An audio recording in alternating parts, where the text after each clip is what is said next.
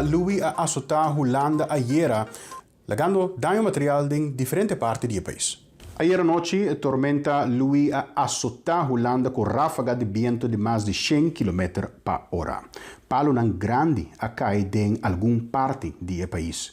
Na Eindhoven, muralla de 50 metros de edificio comercial baixo abaixa bem gebouw riba caia.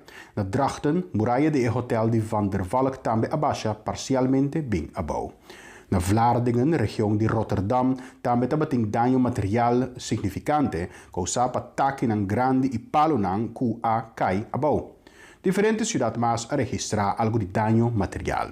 Pero segundo a autoridade holandesa, o dano está menos de lo que a anticipar. Pronóstico tabata com a tormenta lo asupla com viento de hasta 120 km por hora. Esse não tabata é caso. Apesar de hecho, que a tormenta a causa dano significante em algum sítio, o dano está toch menos de lo qual que a calcular. E contrário, em outro país da região, na Holanda não há registrado morto causado de tormenta Louis.